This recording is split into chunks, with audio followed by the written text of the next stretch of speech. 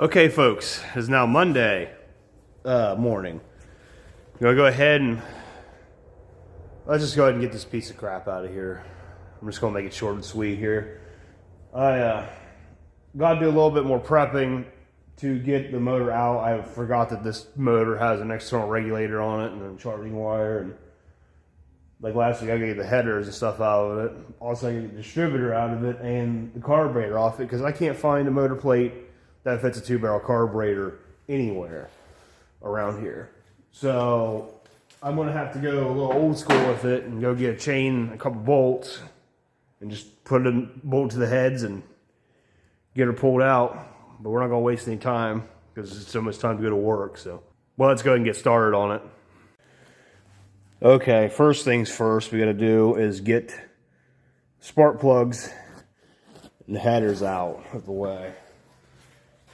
Myself a little bit of room here to actually do something. Oop. We're going to get all the boring bolts out first if we can.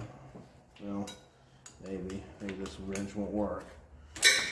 Of course, if I needed a 3/8, or if I needed a 3/8 wrench, I wouldn't find any. All I'd find would be the 7/16. But instead, considering I need 7/16, I can't find one, so I'm finding a bunch of 3/8 ones. Go ahead and just take as many as we can with this bad boy so we can get a little more expediency.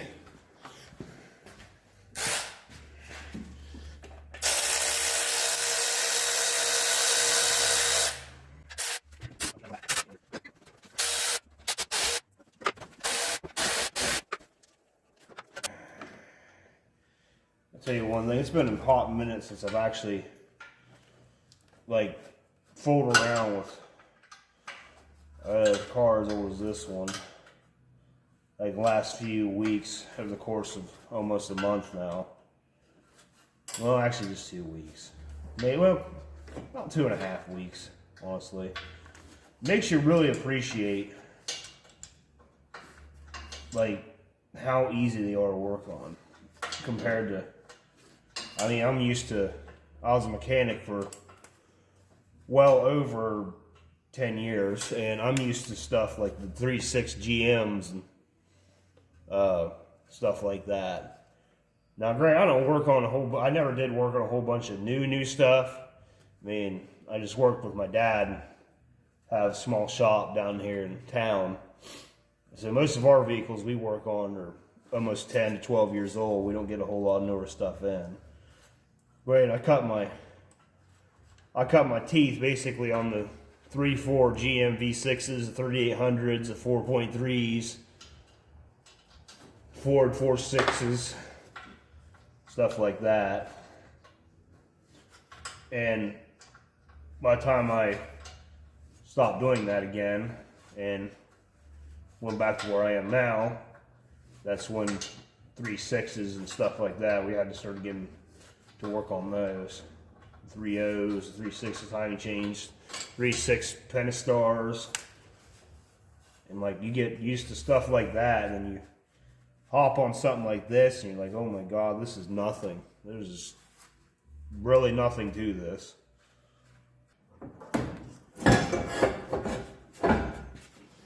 Raise the car up a little bit. I think it will slide out from underneath it now. Okay, get the distributor out and take the carburetor off.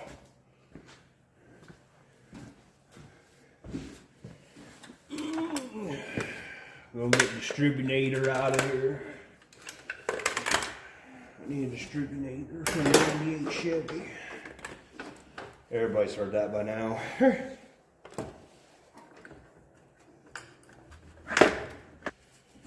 Now, I stated in an earlier video that, you know, I wouldn't waste my time with a 2-barrel Rochester.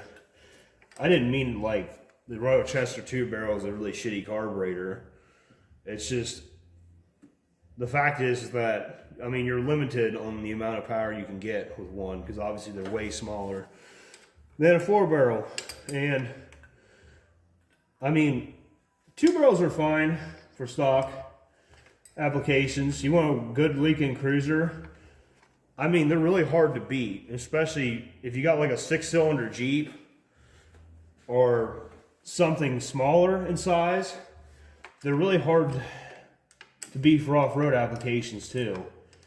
I mean, they tend to sip gas. They don't really have that many issues.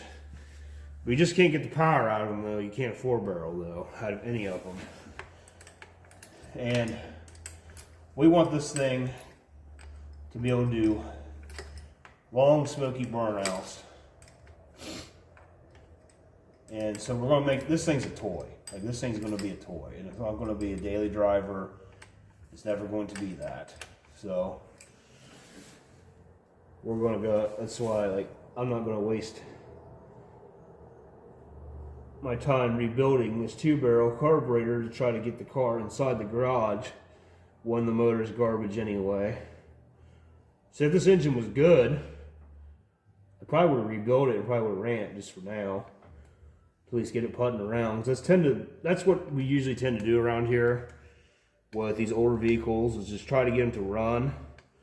And if they turn out to be okay, then I mean, we just kind of leave them alone for a few months or a year or so until we get bored. Either they get sold or they get swapped out with something different. I mean, that's just how it is around here. You know, some people also ask me, like, why do you do this stuff for? Like, why do you put yourself through stuff like this? I mean, you as a mechanic forever, and you go around and you still work on stuff, and it looks kind of hard. Like, why do you still do this for? Well, I'll tell you, it's very rewarding. For starters, it's very fun, to me anyway. It's challenging. It really challenges your brain. It makes you think. Like, it helps adapt your problem-solving skills. And also, I had a different outlook on life after I was hospitalized for a while, and I was out of work for over a month. I have a very rare autoimmune condition. I'm not going to state what it is. But like my doctor's appointments and stuff, that's when I had to take care of that. And it really changed my outlook on life a lot during those times. Yeah, I was building stuff, like my C10, I was slapping it back together before I got sick. And was trying to get to where, mainly just for my own enjoyment, and plus I was going to try to sell the truck after I was done with it. The reason I got running is because I got tired of lowball offers on it and decided to say screw it, and I'm going to go ahead and fix it myself and try to enjoy it a little bit. Well, after I got sick in the hospital, I mean, I started realizing that I need to just do what I enjoy while I'm here. I mean, I'm only 31 at the moment, but I mean, this condition can take me out probably early. I mean, my grandfather didn't live very long. He didn't have the same issues I have, but I think about him a lot, and I get a lot of stuff from him. And I don't even know, I don't think he wasn't even 60 years old yet when he passed. And my dad's pushing 60 now.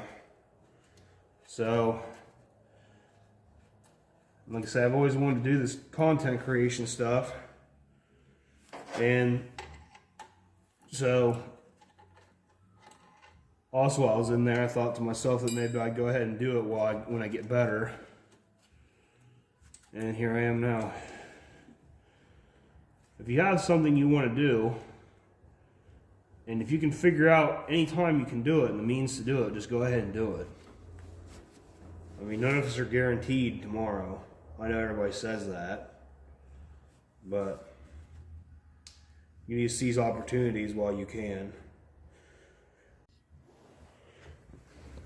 Alright folks, I'm back. Sorry about that. I had to take a breather for a minute. We're going to raise this car back up and we're going to get the starter unwedged from underneath and get the header pulled off the side. We're going to get a chain hooked up to it.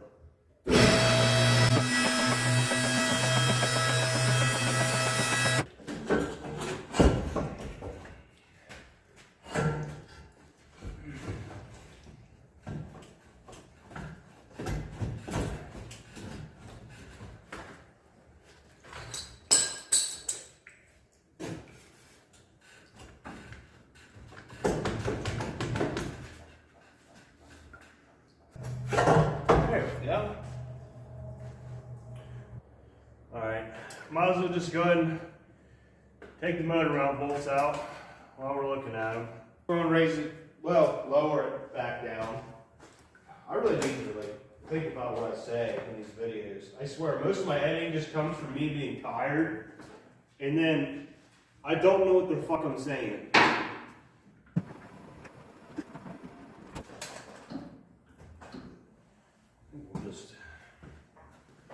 I think we just pull them bolts from up here. No sense in doing all that.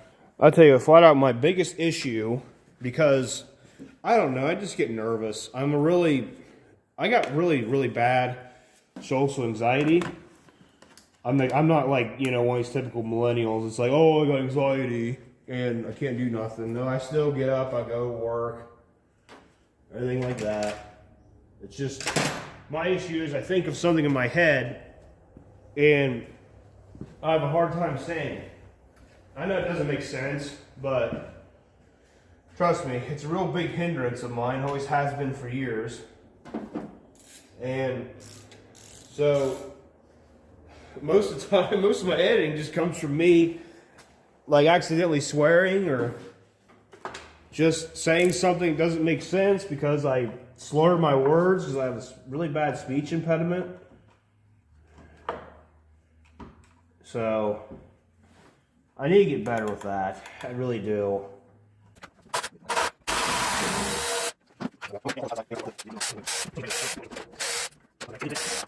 All right, let's head the other side.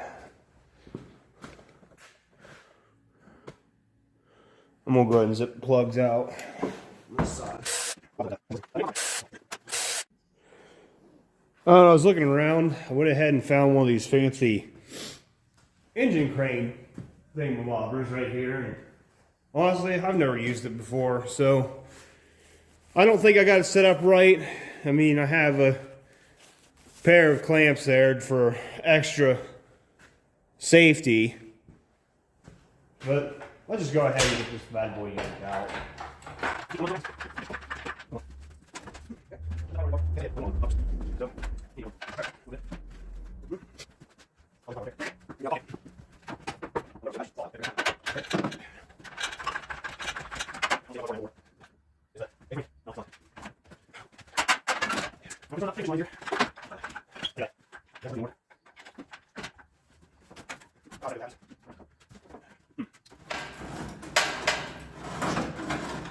Well, we're really in a pickle here, folks.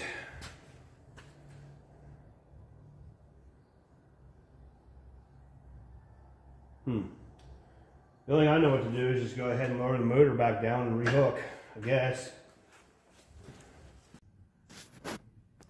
All right, take two. I have shortened up the chain as much as I possibly can.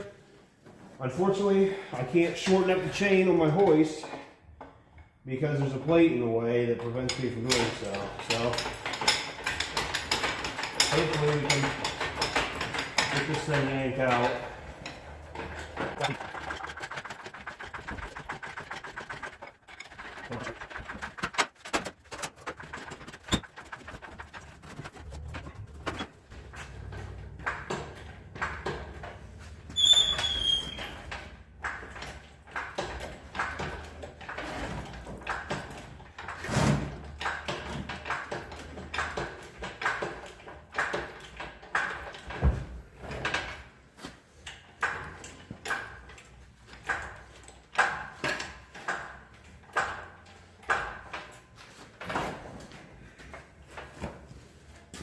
man. We got a small lake.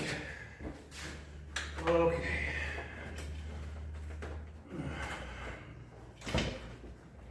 She's almost out. Though, we just need to give her a little persuasion. Just like I did with my 68 Chevy.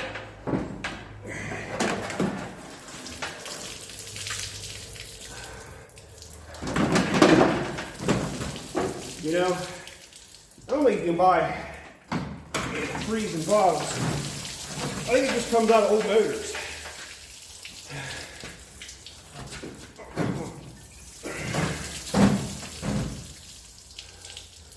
Okay.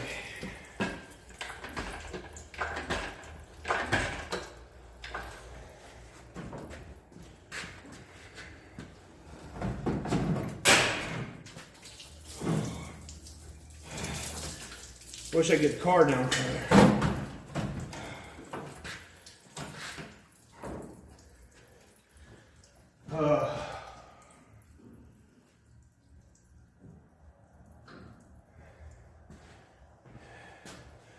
I swear, this jack is a really good jack, this engine hoist is, but it never, ever wants to work, except it always fucking screws up in the wrong spot, every time. Okay.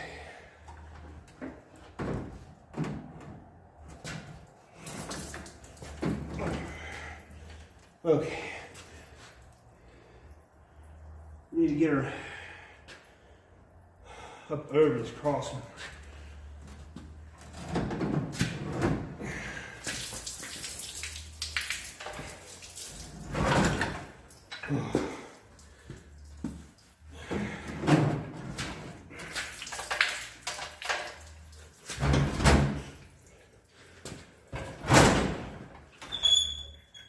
Remember this core support.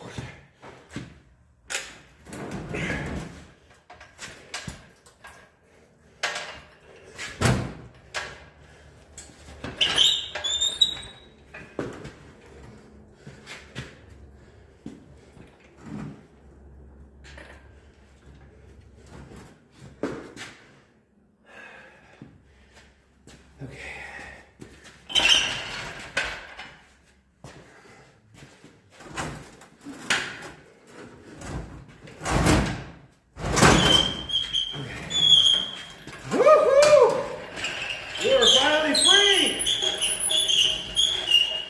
Oh, you piece of shit.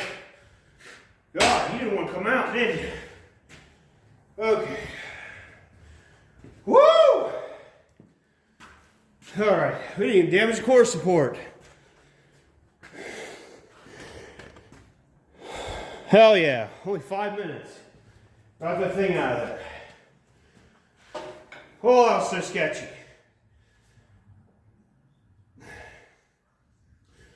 I'm gonna order me a motor plate on Amazon. And possibly another jack with his engine hoist. Well, that was sketchier than I wanted it to be.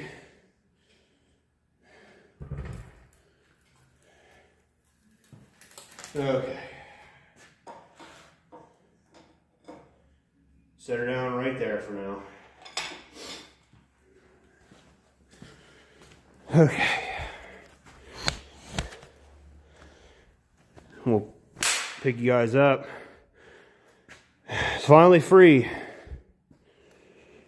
from the depths of that. We've got a mess to clean up. For sure, though. So, yeah, I'm going to have to go get some wool dry and clean this all up. And I'm going to go ahead and spray some degreaser on this engine bay and let her soak overnight. Tomorrow, I'm going to clean this transmission up, get separated from the motor. And, yeah, we'll get everything prepped for its new power plant. We'll see you guys tomorrow. I decided to go ahead and record this part here. Just going to take the transmission off the engine, I'm gonna see. Seems to be taking off here. Just gonna pull this vacuum line. Yeah, I'll get it here in a second, I guess. Already took the other 5 bell housing bolts out. Used. There we go.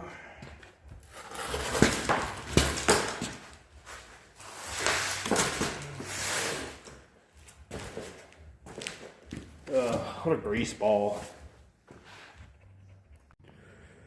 Well, I've got a significant mess to clean up tomorrow morning, but it looks a hell of a lot better than I did. I mean, it's not perfect. There's still grease and spots, but I mean, I gotta get the ball rolling on this thing if I want to have something for you guys this weekend to watch. There you go. Tomorrow, though, get the motor plates mounted in place a little better. I'll come back tomorrow, sweep up the floor, go do a rattle can special on those pieces there. You get that flywheel off there. And that's it. See you guys tomorrow. Okay, now that it's Wednesday morning, let's go ahead and go through this Turbo 350 and make sure it's good, and we're going to go ahead and rebuild it completely.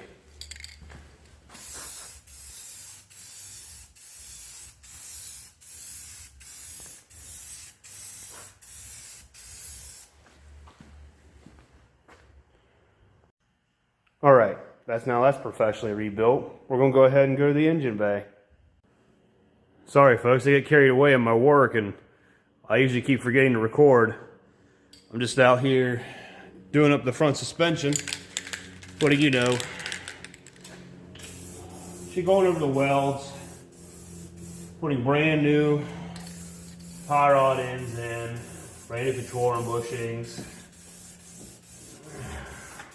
Just completely restoring the front end of this car. One thing we will have to address though before I drive this thing though is we're going to have to try to either adjust the steering box or replace it. It is so sloppy. All right. I mean, this thing's going to be practically a brand new car. Yeah, new crate, new front end. It's like 2A1 suspension. Yeah, there we go. Yeah, but that's a damn course for it too.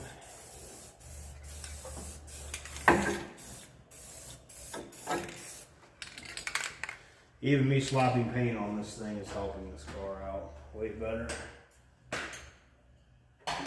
than it ever has been treated in the last 3 decades. Alrighty, well, I'm going to go ahead and show you guys how to replace seals on an engine hoist. So, I'm going to take you guys over there. Alright, first things first. Take your jack handle off. Put that right there, obviously. What you want to do is take your cylinder off of your jack stand. Off your engine hoist, I should say, not jack stand. This will be a lot easier to put new seals in it. Yep, make sure you drop it just like that too. And we'll go ahead and put this on the workbench.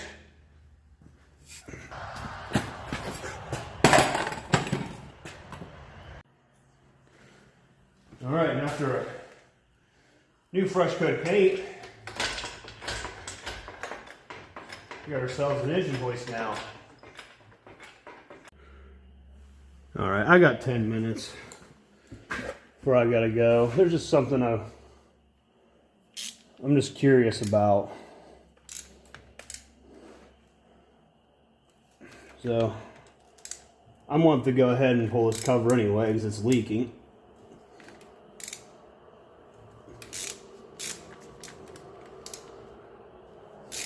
We'll try to figure out what gear ratio we got.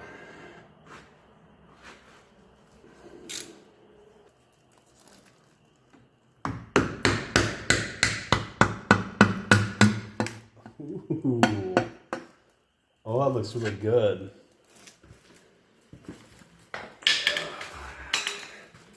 Good thing I'm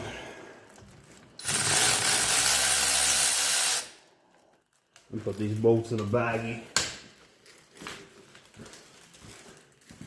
That way I just know where they're at.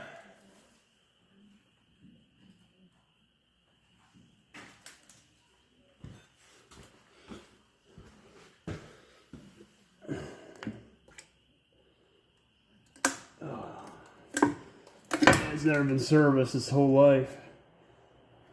Well, we got a posi unit. Don't see any markings on it. I have to figure out how to decipher ring and pinion gears on a 12 bolt. Alright, it's about clear as mud, but it shows up a little bit on here. So on 12 bolt Chevys, they have a stamp on the side of the axle tube, on the passenger side toward the front, that tells you what gear ratio you have. I mean, I need to take the cover off because I need to change the pinion sealing anyway. But according to this, CF means that this has a 331 gear ratio in this. So that's pretty cool. All right, folks. So that's pretty much going to conclude Wednesday.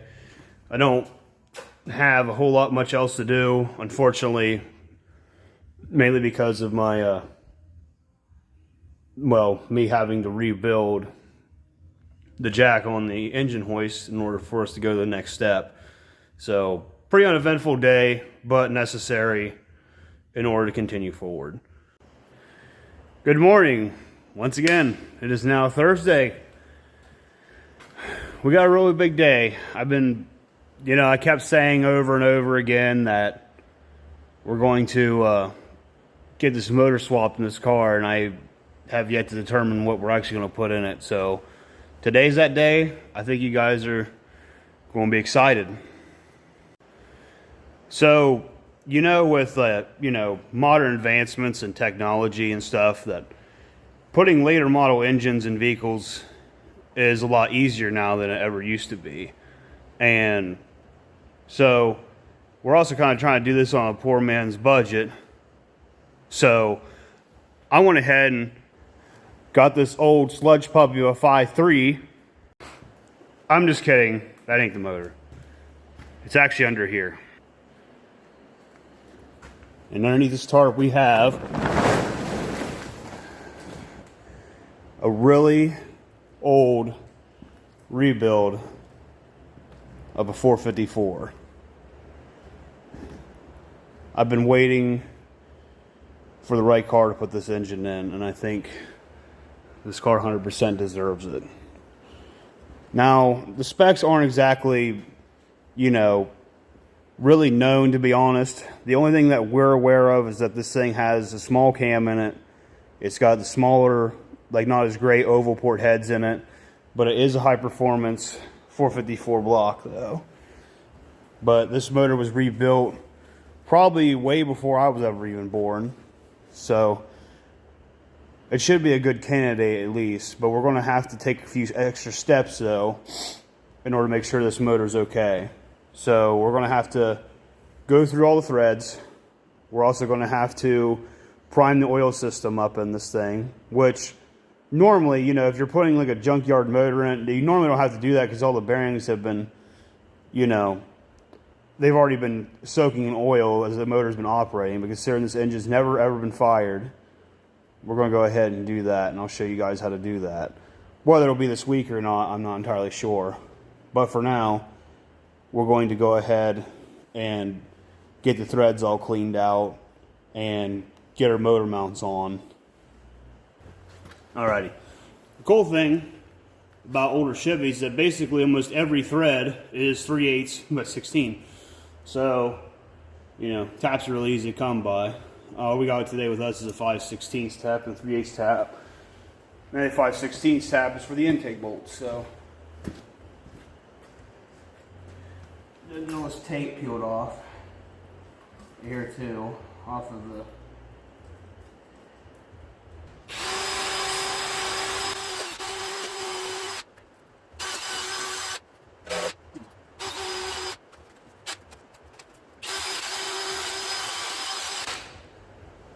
I think one thing that kind of excites me really about this car compared to like others is it reminds me of you know, some of the car. I'm not insanely old, you know, I'm like I'm 31. I'm gonna go ahead and put that out there right now. That I remember, like when I was a kid, cars like that were more and more common, where, you know, some older cat would just have a chevelle like that as a play toy and not as their, you know, main show car. And you don't really see vehicles like this anymore because these things have skyrocketed in price. So most of them you only see now are fully restored classics or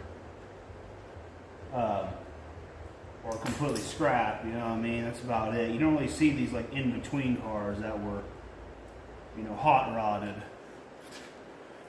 on like the low man's budget. Which, yeah, I mean,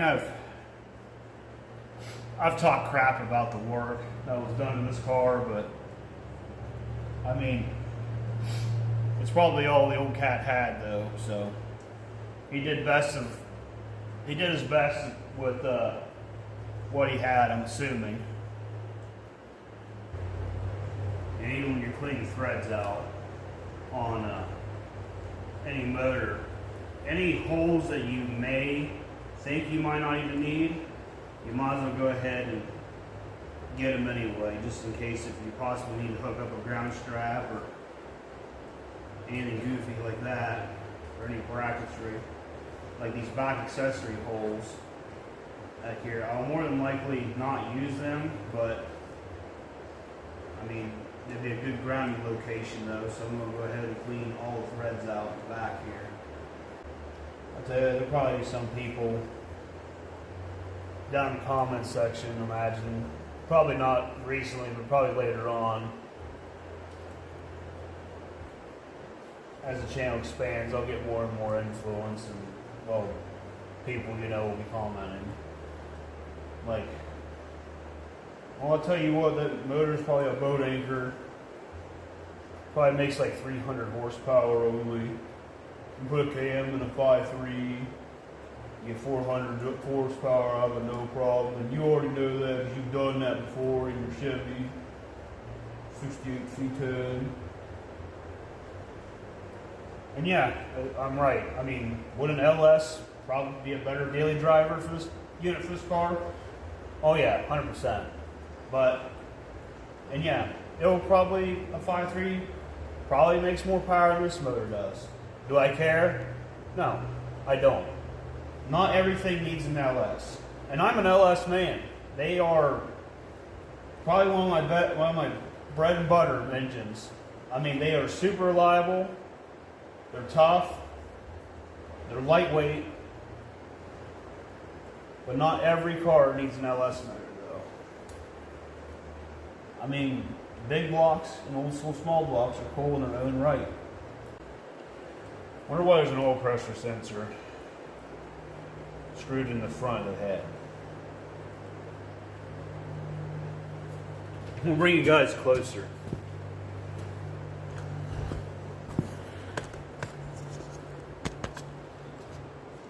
Yeah, I didn't notice that till now.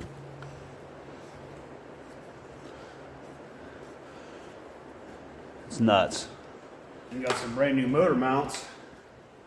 Actually, these came out of a S10 LS swap kit. We got more parts upstairs. Let's go ahead and get them. All right. Once again, only got a few minutes, but we're going to go ahead and clean up the pins on the back of the bell housing before we get the flywheel put in place.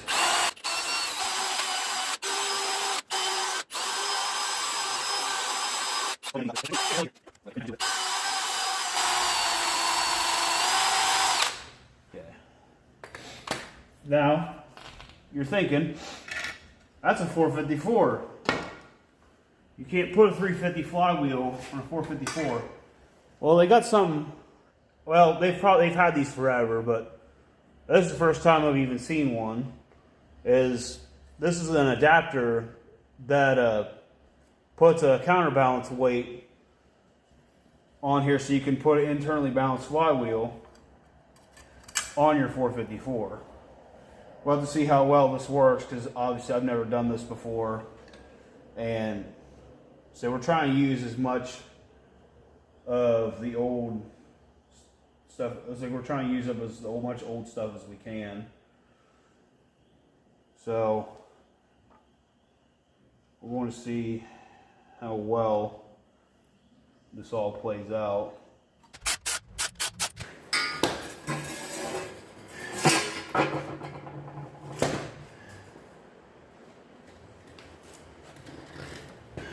did not clean this thing up. I need to see if it's even going to work. This application in the first place.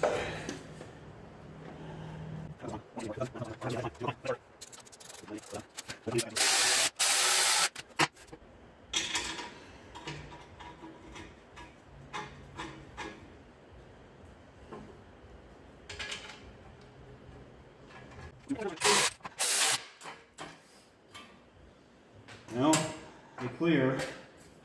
I mean, they're loose on there. Right? It's loose on there now, but it's not going to get much tighter than that. So, yeah, I guess I'll go ahead and I'm gonna go ahead and throw the other header on just for shiggles. All right, folks, I gotta leave, but it's looking very promising. I just hope those headers will fit. So hopefully the fuel pump will come in today. We'll get that attached on there tomorrow. And then we'll go and... Oh shit, I about forgot my wallet and keys.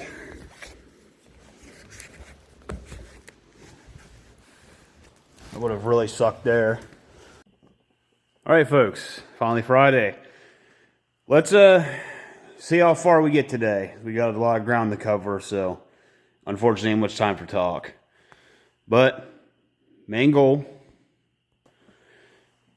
is that we need to go ahead and get this thing primed up. Make sure our oiling system's working. We'll go hook up a mechanical gauge before we go ahead and mate to the transmission. Make sure this engine doesn't have any issues. So we'll go ahead and get these valve covers off so that once we start doing the process, and we can check the rockers and make sure the lifters are getting oil and whatnot. All right, I'm gonna go ahead and pop valve covers off.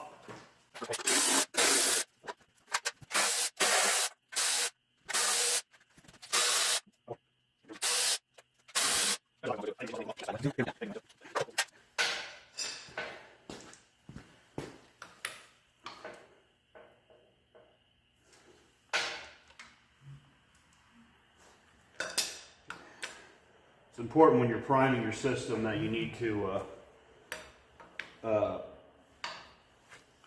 it's important when you're priming your system that you can rotate your motor over a few times, because your lifters will only pump certain rockers will get oil unless you rotate it. You need to see if they get good oil though. Got ourselves old school mechanical oil pressure gauge. Get that hooked up real quick. It's already got a port. It should be just simple. It's just throwing the line on it and tighten up the gauge. I'm going to leave it long.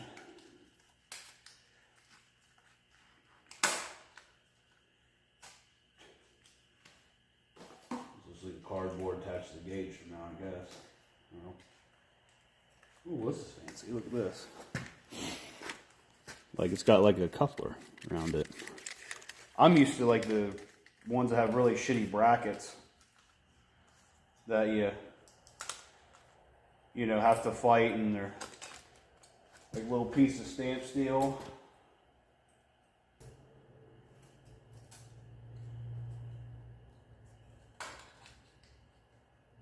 That about right there. Okay, now put a oil filter on it. I made sure the base wasn't painted. You gotta watch that whenever you got a motor that's been put together and painted, especially, that you got to watch and make sure that they didn't paint the area on the oil filter. Well, at least where the oil filter seals up at, because if they did, once you get a couple of heat cycles in there, you're going to have a hell of a time getting that oil filter off. It will stick like glue. I remember when I was a kid, my dad accidentally did that with one of his mini rod pulling tractors, and he went ahead and was going to go and change the oil in it before a pull, and he started at 9 o'clock in the morning and didn't get the oil filter off until 1 in the afternoon. Yeah, that's something I don't want to occur here. This oil filter hangs down quite a way. Ultra high capacity filter.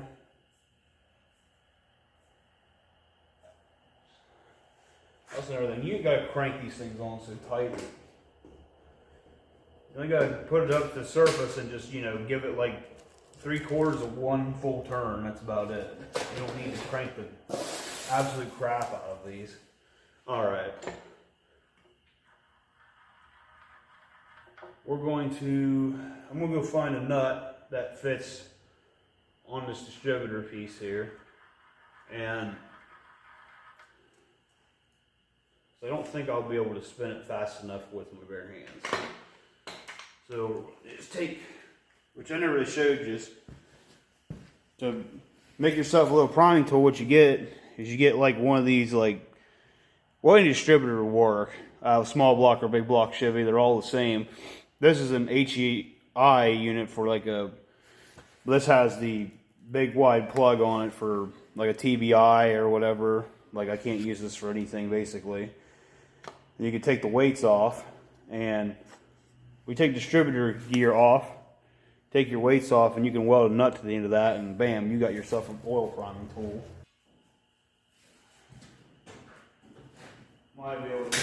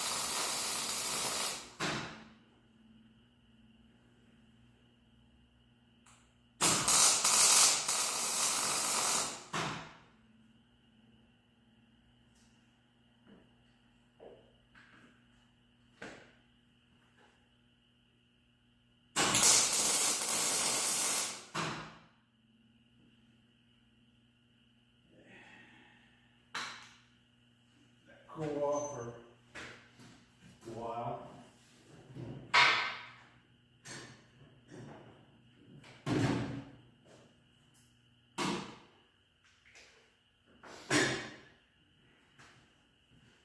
Need to keep an eye on my times.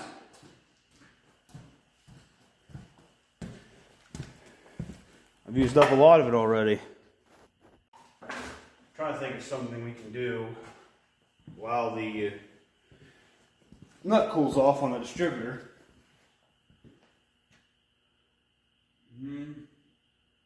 Well, we can go ahead and put the transmission cone back on this transmission.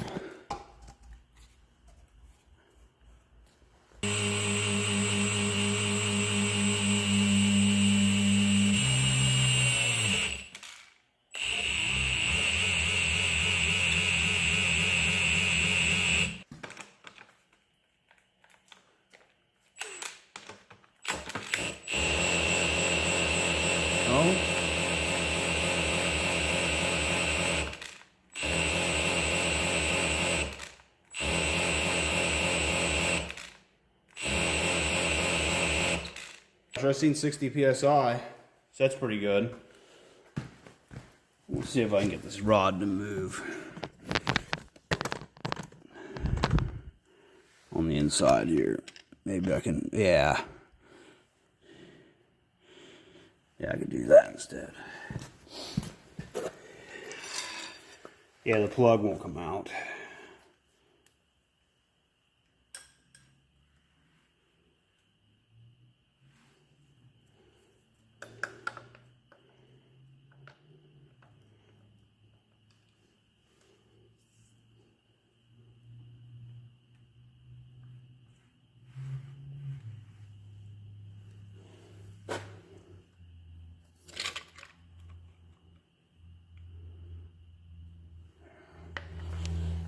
Clean up this mating surface right here.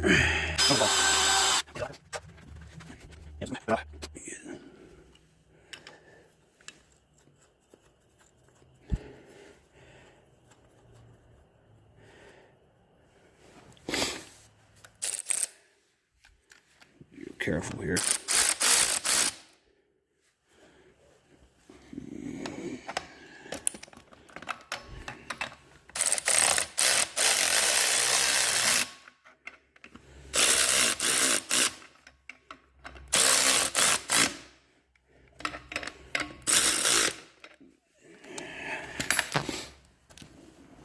I think we got it. We're going to go ahead and get the transmission and engine mated together.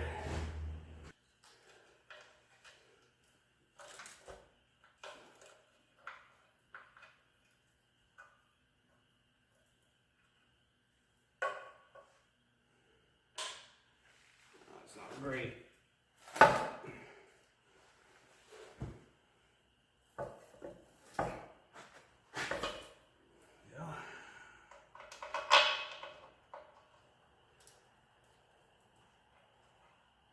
Floating.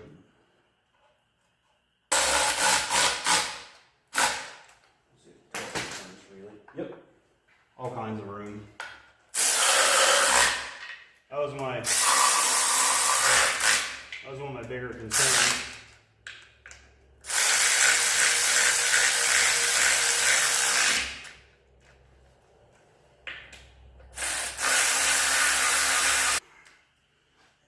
I'm gonna go see if that's a dipstick tube over there. There's one over there. It's got the vacuum line on it too, for the modulator valve. Whether it's gonna be a lot shorter though.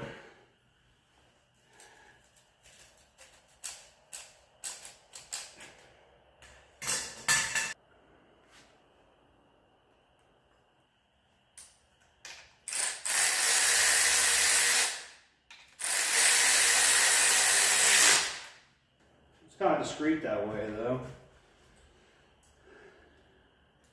It'll be a kind of a pain in the butt to put transmission fluid in, but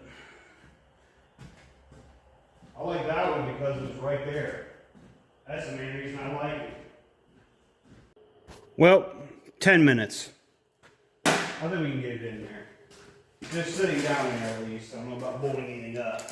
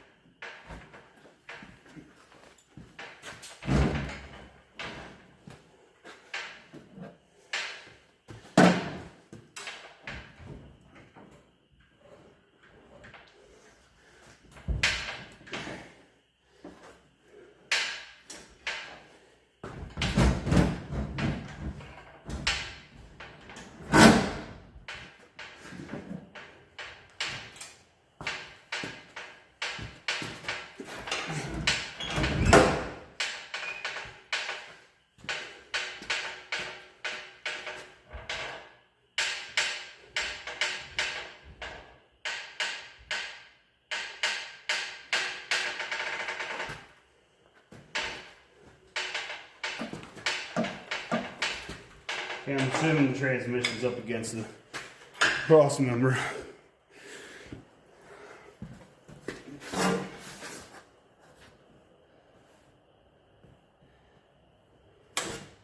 Yep. That's what's going on. I'm getting sweaty. Shit. Go get my floor jack real quick. Be right back.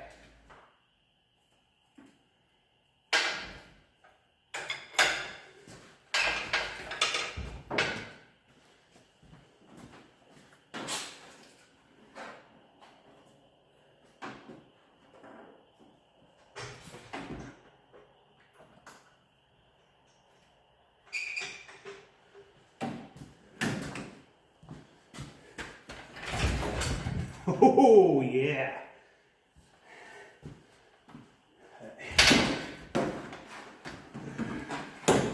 Just want to get it on the pads. That's all I want to do.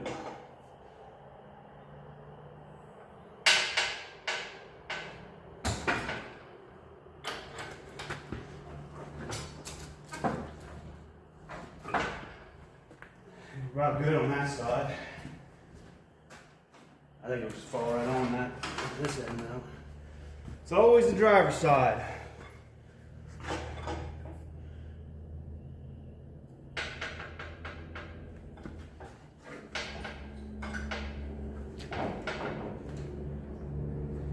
There we go.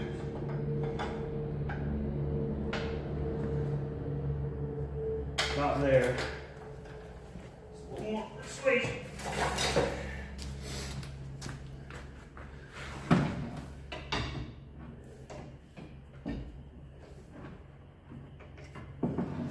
What I can get.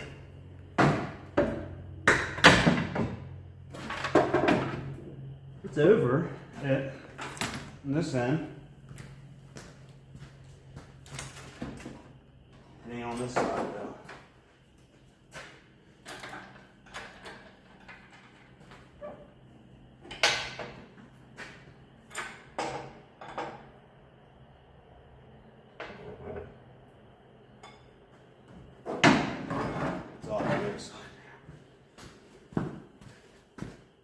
Yep.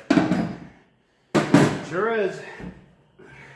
I'll have to probably lower the jack in the back or something.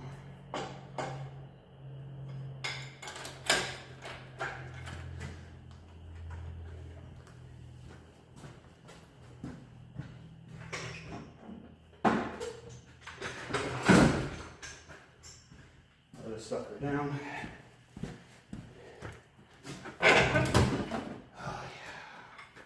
Perfect.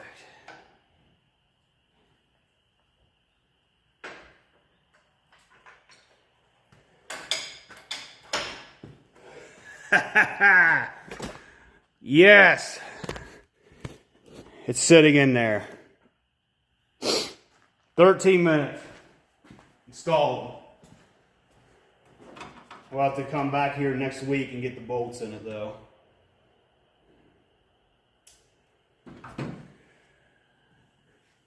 It actually didn't squat the car down that bad. Unless it's... No? And it's fully sitting down in there too. It ain't... Or it might be. No, it's not sitting on the engine hoist. It's in there. Okay, it's only 6:22. We're good. It's time to clean up and go to work.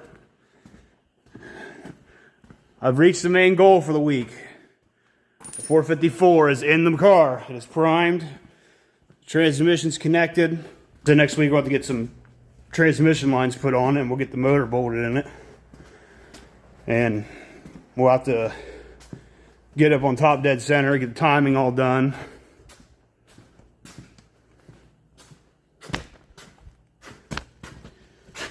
We'll have to drain the fuel. We'll have to drain the fuel tank too next week, so we can. I don't want to run that motor on that old gas in that car. It stinks so bad. So I got a fuel pump that I can put in there. And I'll have to make a fuel line too. Get a carb.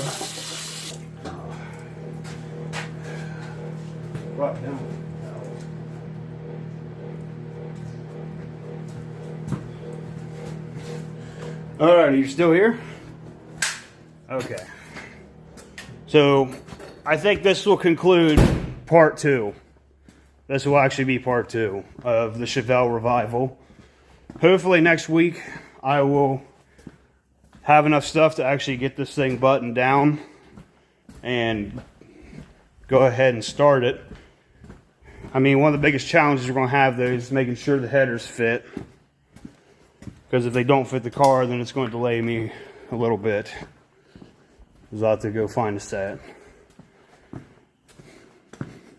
So, hopefully, part 3, we'll have a running big block Chevelle.